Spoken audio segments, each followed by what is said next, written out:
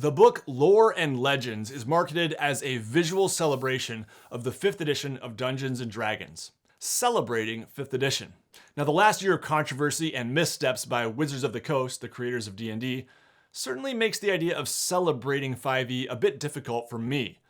But I did dig into this book, doing my best to keep an open mind. Did it convince me? Well, let's dig in and take a look at the book.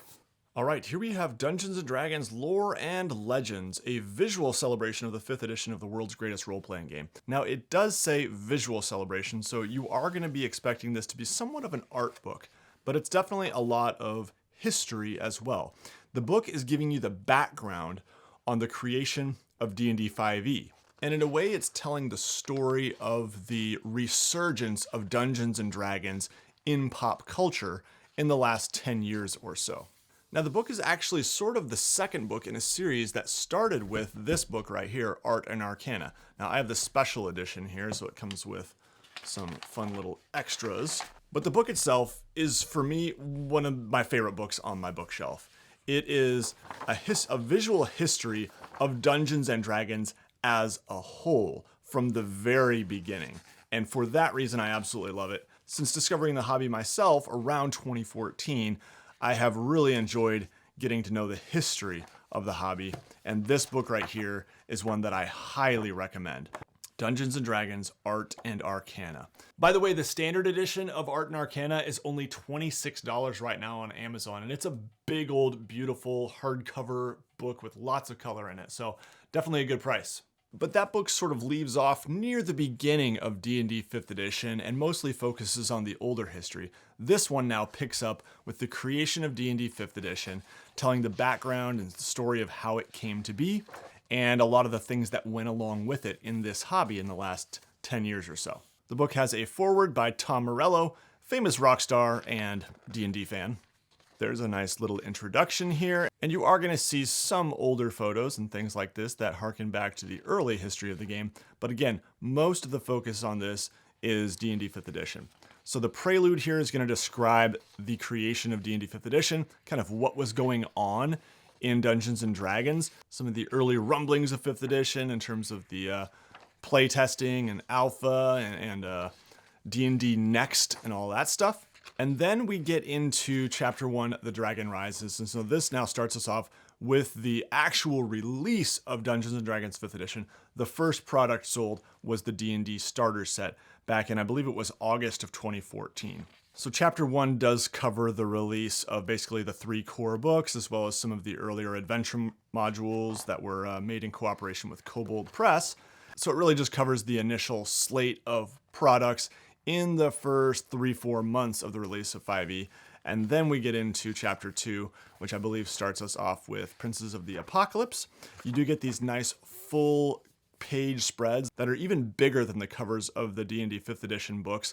And it's of course a full page spread, so you don't have to like turn the book over back and front. It's just the full art. So that is really cool. If you're into some of the cover art, this is gonna have one of these, I think, for every single 5th edition release so far.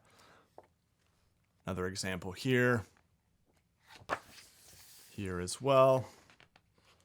So yeah, that is a pretty cool element of this book if you're just into nice, big, pretty coffee table art books. The book does talk a bit about how some of the D&D 5th edition products were created, kind of what went into them, some of the early drafts and the creation and things like that. And you do also get some information on how certain things were received, but not much. Like, you're not going to get much critique here, and that kind of makes sense. Like, this is very much an in-house product produced in close cooperation with Wizards of the Coast. I do appreciate that we get a fair amount of concept art, hook horror concept art. We get some gelatinous cube, and I absolutely love this owlbear piece right here. So cool.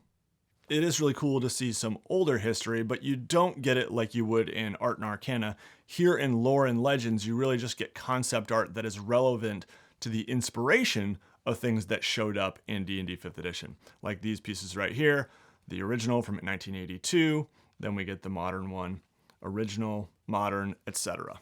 But I do appreciate making those connections to ways older editions of the game inspired D&D 5th edition.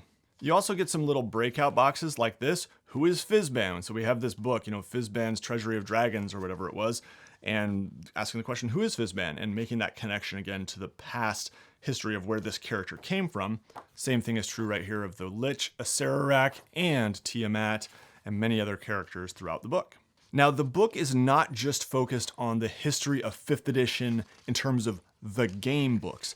It's really focused on the D&D brand as a whole. So you will see some novels and comics, some board games, and other, even action figures and things like that. Dragon magazine, miniatures, all sorts of things, not just the actual game books.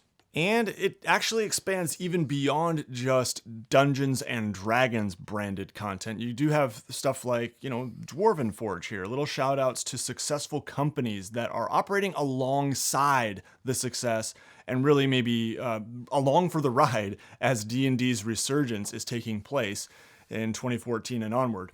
Here's a little bit about the Vox Machina cartoon Kickstarter. Again, it's not a branded D&D thing, but it is a significant part of the history of this hobby. So you're obviously going to see some stuff like Critical Role and Stranger Things, which are big parts of the story of the resurgence of this hobby. Virtual tabletops like Roll20 and Fantasy Grounds. Now, I want to clarify one thing. I said some of these outside products were along for the ride. That might be a bit of a stretch, especially with things like Critical Role and Stranger Things. I think it's probably more the case that these shows brought more people into D&D than vice versa. That's my impression anyway. I don't have any data to back it up, but I am curious what you think. You can put your comments down below. Now, the book is notably silent about some of the recent controversy surrounding D&D, and that makes sense as this is made again in close cooperation with Wizards of the Coast. So yeah, we start to see, kind of the what's next stuff here. Talking about one D&D and continuing to insist it is not a new edition of the game. It even mentions here, D&D 5th edition continues to fulfill its prophecy of being an edition for all editions. A decade into its life, it is still going strong, a feat unrivaled by any previous edition of D&D. While there might be a 6th edition of D&D someday, it's hard to imagine what need would motivate it. Yeah, we'll see about that. I don't know. It depends. I guess I can keep a bit of an open mind and maybe one D&D won't actually be a 6th edition of the game. I don't know.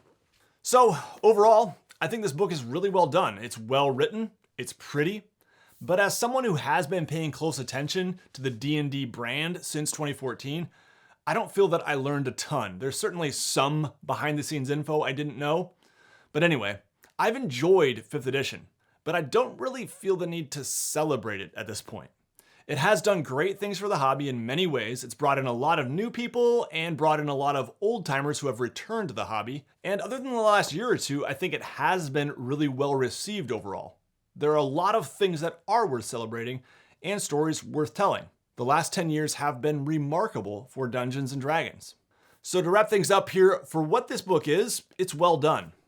But what it is, I don't find particularly exciting. I'd say if you don't own Art and Arcana, that one's a must-own. Get that one first. And this one, personally, I'd pass.